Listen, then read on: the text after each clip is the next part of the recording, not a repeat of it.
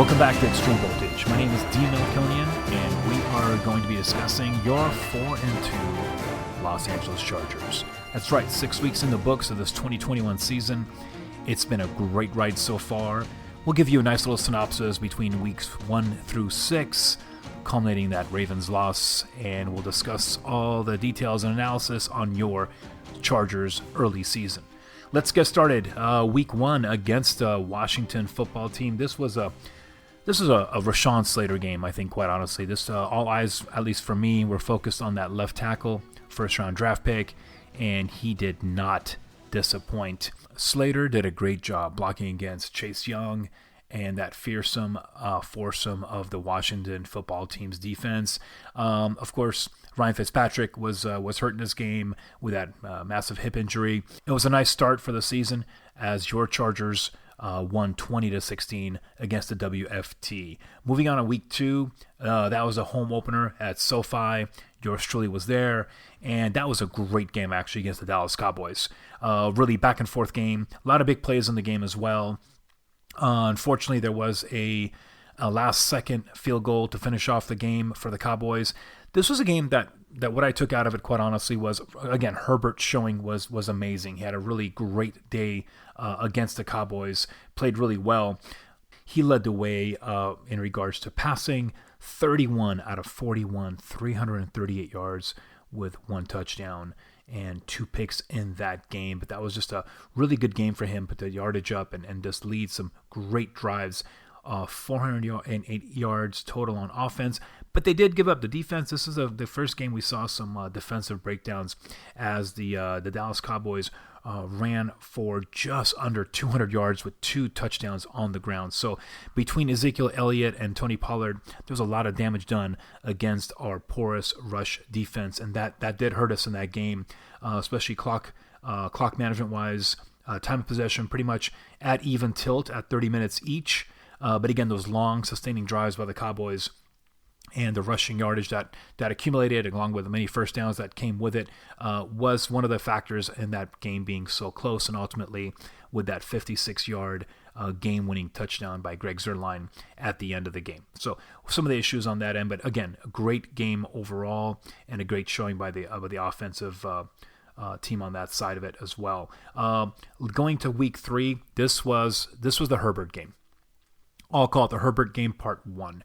Going to the Chiefs, and even though the Chiefs had, I think, just coming in from a couple of losses coming in, and they were already reeling, and they needed to get a good win here at home, and the Chargers did a magnificent job. This was such a strong game plan and execution. Watching that game all the way through, the intensity felt like a playoff game, and I thought the Chargers did a magnificent job finishing off the Chiefs at home against some adverse conditions. And again, Herbert had a really great game against Kansas City. He was 26 out of 38 for 281 yards, 4 touchdowns total that day with no interceptions. And that's rivaling Patrick Mahomes that day, who had 260 yards, 3 touchdowns of his own in the shootout, along with 2 key interceptions. So that was the thing. We stayed interception free. They made the turnovers, and that is what counts at the end. You turn over that ball. Kansas City turned over the ball 4 times in that game. So that was beautiful by the Chargers to get that strong win in Kansas City and a first divisional win of this season, which was really a key issue.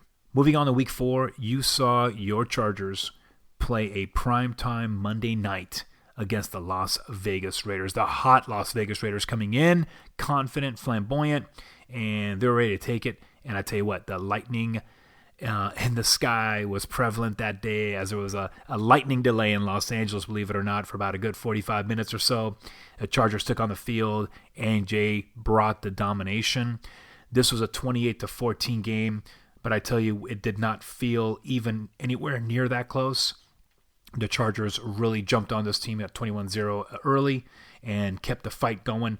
The Raiders did come back in the third quarter early and make some points. They tried to make a contest of it, but the Chargers defense really stepped up and got the key stops, got the key turnovers. The Chargers offense was all over it. This was a really complete win for them. I thought one of the best games of the season as an overall team. Herbert had another magnificent game, going 25 out of 39 for 222 yards with 3 touchdowns, no interceptions, and that was really crucial. Again, a turnover on the Raiders side assisted with this, but again, it was just the fourth downs were really something to look at as well in this one. Brandon Staley, as you've seen throughout this early young season here, likes to go for it on fourth downs, and we'll talk about that a little bit later as well.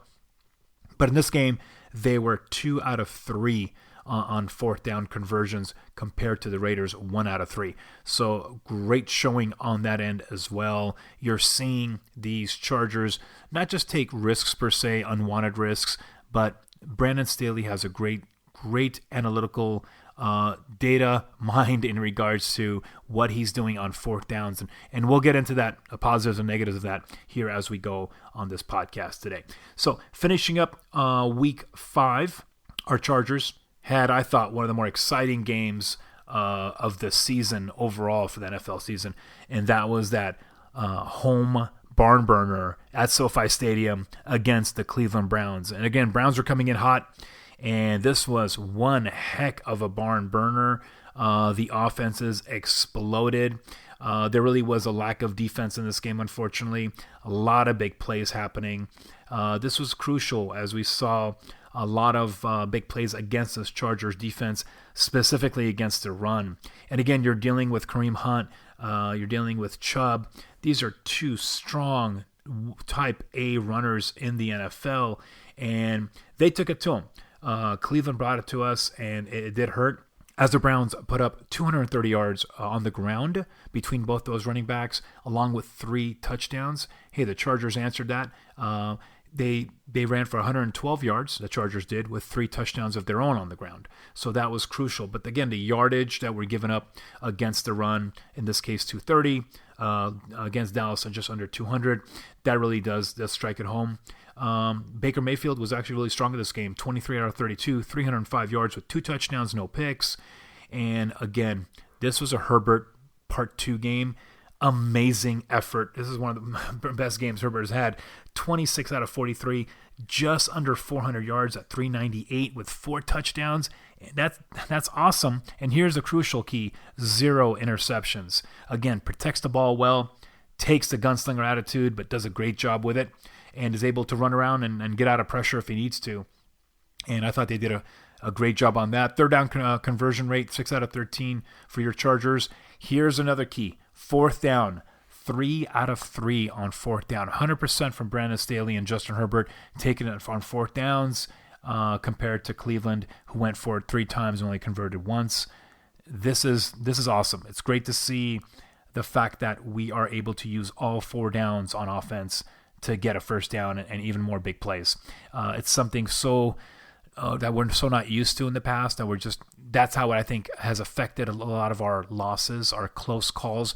At one time those stats were coming up, how we were like in 12 or 13 games with under 3 points or 1 point or 2 points and we're losing. And there was a consistency to it.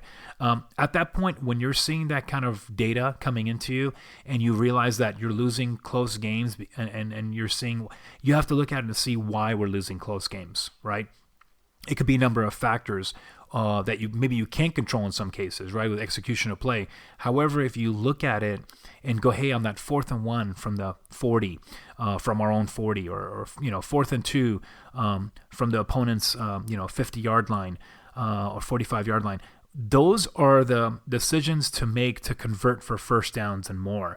Because by you giving up that ball and giving the other team that ball, you're providing that opportunity for them to score on you again, especially dangerous teams like a Kansas City and a Buffalo and some other teams you're playing against.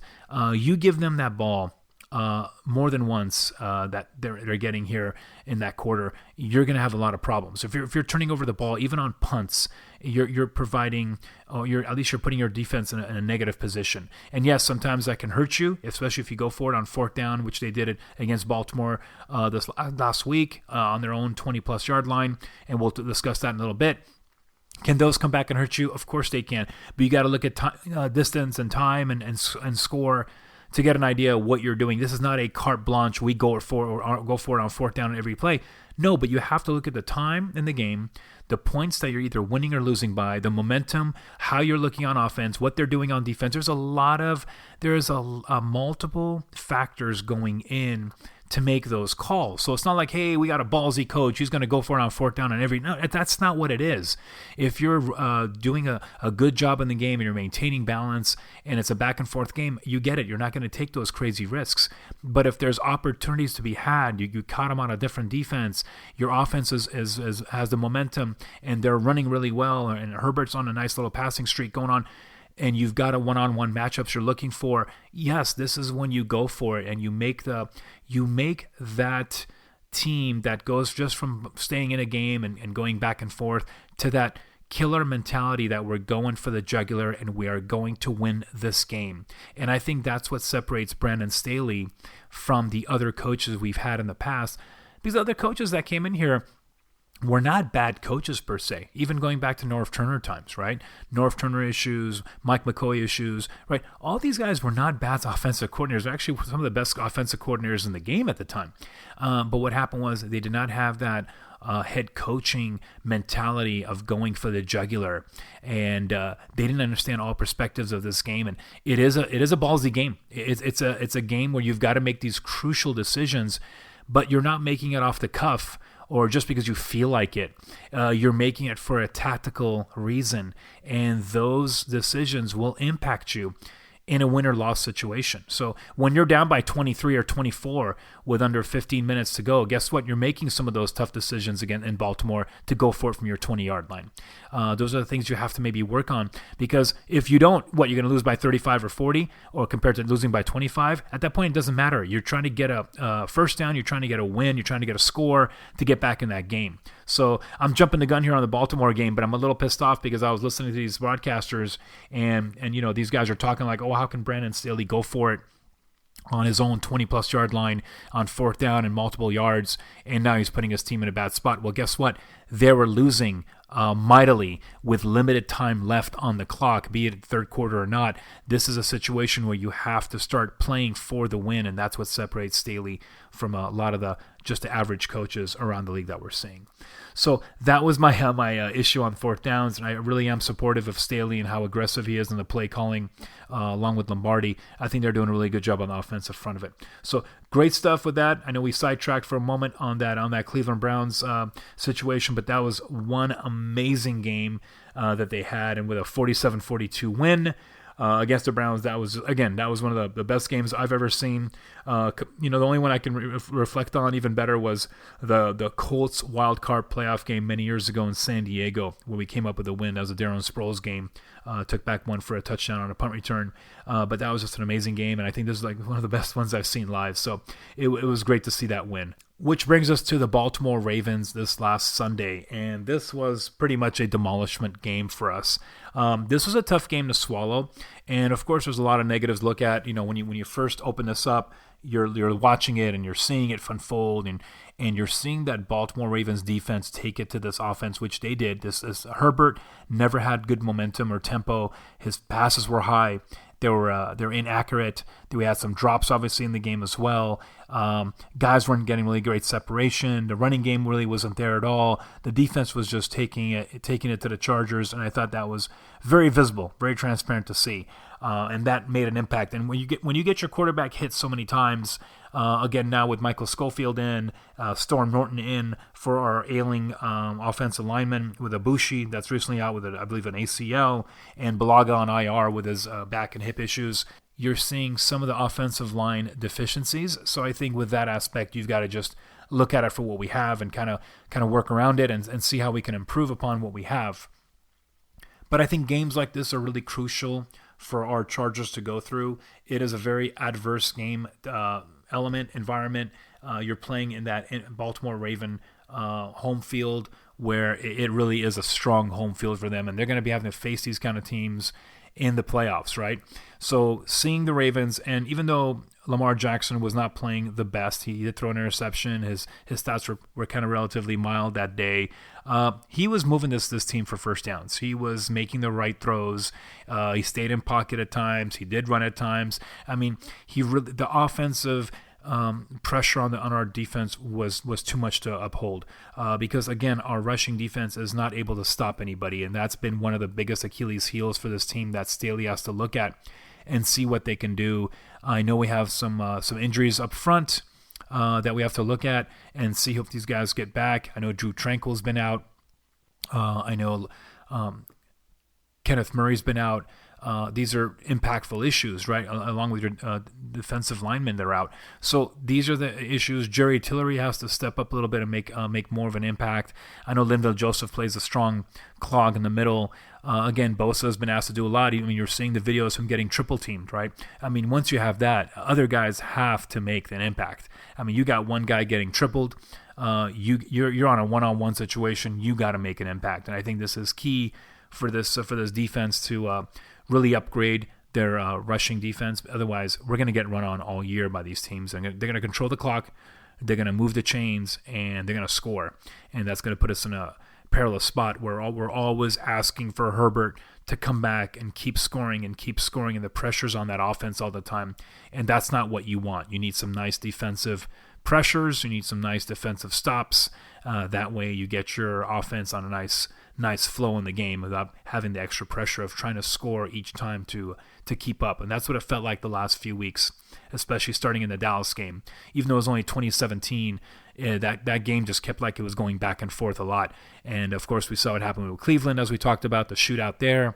We don't want to get into those predicaments because that's going to end up in a kick situation to win the game, or a turnover that's going to cause the win one way or another. Speaking of kicks, Vizcaino.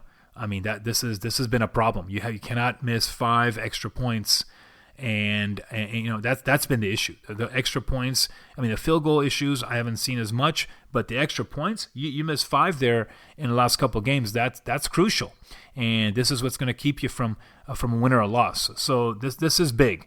Again, that showed its ugly head in against the Dallas Cowboys. He missed a field goal at the end of the first half, and he missed 2 extra points. Right, that's 5 points right there. So that could have been a win. That's something they have to look at, and they're going to see if there's any changes going to be made for a different kicker. Otherwise, the only differences on special teams was the fact that Andre Roberts was signed, and he is a punt return, kick return man, because there's really been not a very active punt return or kickoff return. They're using Roundtree many times last few weeks, and he was not doing really well coming out of that end zone. They used Jalen Guyton last week, and you don't want him getting beat up on that as a kickoff returner. And I think hopefully with Andre Roberts, this he can bring what he had last year and the year prior, and hopefully give that spark that the Chargers need on special teams. I know Brandon Staley made a point of it last week when he was talking about the Ravens and acknowledging what a great game they had. Is he also said what a positive factor the special teams were for the Ravens by establishing great field position for their offense to operate under. And he was mentioning how the Chargers were not starting off in positive field position, and that did hurt our drives by Herbert having to go 75 yards or more compared to the Ravens getting really good responses on special teams via kickoffs or punt returns, and establishing positive yardage and having a shorter field to score on, be it field goals or touchdowns. So that's something that I think overall will be a great theme to look at for next season as well. I'm not writing it off for this season, but it's kind of hard to get guys. I mean, I commend them for going after and getting an Andre Roberts that will hopefully make an impact in this season. But no one's going to give you away their special team aces, right? So I think that's something they have to look at for next season when they're doing the draft is, you need guys that are going to be potential starters on your team. That's how you have to look at for the draft, correct? But you also need guys that are going to be impactful immediately on your roster as special team players. And that's key. And that your top choices could end up being special team guys here, or at least the middle choices, 3rd, 4th, 5th round guys should be seeing the field. immediately on special teams. So you're saving your stud players from being on special teams. You don't want these guys getting hurt, and you also need these guys making the plays on special teams 100% and making an impact. So that's the issue on that end. Hey, it's been 6 games. We're 4-2. You got to put a smile on your face on that one. 4-2, no matter what the taste feels like from that loss last week, and it did taste bad. You're 4-2, and you're first place in the AFC West.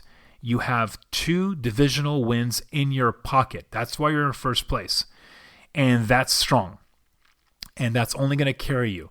Now, with this coaching staff and this team that we have, I think they can fix or at least mask some of the deficiencies we talked about.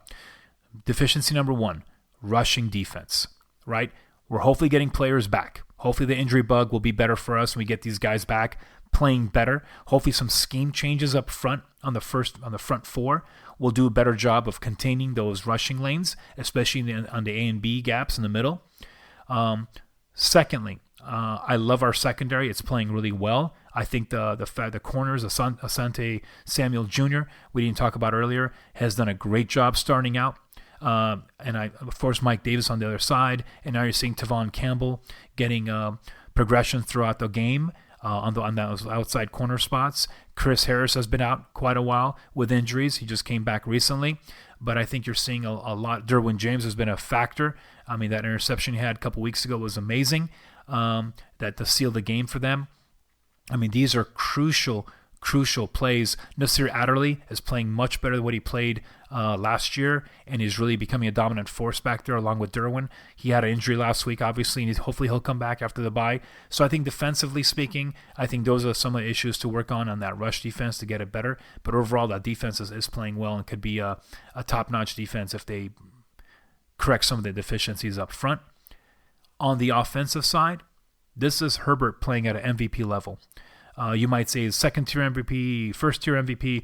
I don't care what you want to think or what the NFL thinks. He is MVP-level caliber. His stats are amazing. Pro Football Focus recently provided information on that. Justin Herbert is the 4th highest-ranked quarterback at 83.5% for Pro Football Focus.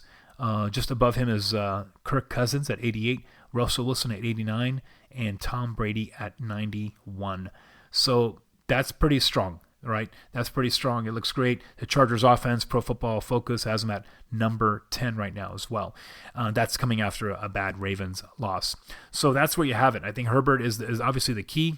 I think that this offensive receiving group is really strong with Mike Williams. I know he got hurt last couple weeks with this knee issue that kept him out of that Ravens game after about 5 or 10 minutes of playing. Had a really nice catch and got hit on that knee again and went out of the game. I didn't see him afterwards. So Mike Williams has really had a great season so far, and I think the way they're using him right now is really the right way of doing it. It's not just the jump balls anymore like we saw last couple of years. They're actually using them in the right ways of slants and outs and every which way to get him open and get some great plays going on for him so he can catch that ball and run with it, because he's an exceptional runner. He's a big man running down the field. One guy is not going to be able to corral him. So smart way of using him. That's the way it should have been used last couple of years, actually. Again, Keenan Allen's there, ace receiver. Jalen Guyton stepped up as the number 3. And I think you're seeing the rookie stepping in with Joshua Palmer. He's doing a good job of getting in the game system as well, getting the game flow. So that's good on the offensive side. The backs are doing fine. Austin Eckler, keep him healthy. He can have those dominant games which he had against the Raiders and against the Browns. This is what you're looking for, right? So these are strong games for him.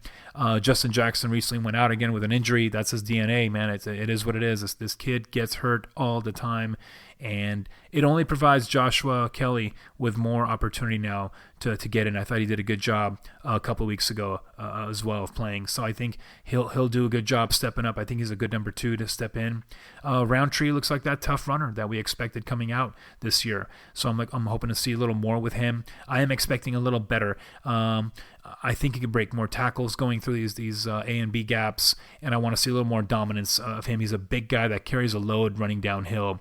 Just want to see a little bit more from him. to get to those, make those 3 yards into 7 yards, make those 7 yards into 15 yards, and kind of really bring the damage that he can bring. So offensively, I like it. Lastly, the only issue I'm concerned about right now on offense is that offensive line, as we spoke about. Storm Norton, I think, obviously he came in under duress. He's given up some pressures, obviously, but he really has been holding his own, especially against that Cleveland game. I was watching that Cleveland game, man, and he held his own really tough against Garrett. This is a tough defense that they played against, and I thought he did really, really well. So I think the more repetitions, getting this kid ready going, I think look, for next year, I look at him as a swing tackle. I don't want him starting, but I want him as a swing tackle, and I think he'll do a fabulous job that way. So until we hold up the fort, let's see when Bulaga gets back, if he gets back this season. But right now, Storm is actually doing a decent job. My other concern is going to be Schofield inside. This is a second stint with the Chargers. They brought him in, and they didn't have any trust in it with anybody else. They brought him in, and so far he's doing okay, but my eyes will be on him as we watch these all 22s on film to get a better idea of how he's performing. But again, those are what we saw this week against the Ravens. A little bit of a leaky offensive line, a lot of pressure. And against the Ravens defense, which hadn't been playing that great this season, but really brought it to us last week. And I just want to see how we can improve from the protection standpoint on that end. But again, you have Herbert back there. Keep him healthy. He's going to keep you in all these games and get you some W's. So that's crucial. In conclusion, this has been 6 weeks of great football. Like Staley said, they beat 4 really good football teams, and they lost to 2 really good football teams. So this has been great to watch. And again, I can't wait to see what happens on our second part of our season coming off the bye. Hopefully get these cats back and get these injuries limited. You can never control these injuries, but if you can limit them and have these guys come back, that's going to be key. Looking forward to seeing the Patriots game on the 31st. Yours truly will be there watching, and we'll come back that week by that Tuesday and get you a debrief on that Patriot game. Hope you guys are doing well. We appreciate all of you listening and passing along the information for Extreme Voltage. Just a few people to thank before we leave. My man across the glass, our producer, Tyrell Mad Dog Wiggins. Appreciate you, buddy. And I'd like to thank our music composer, Kevin McLeod, for Strength of the Titans and the Ice Giants. You can find Kevin at filmmusic.io. My name is D. Melkonian. This is Extreme Voltage. We'll see you soon. Take care.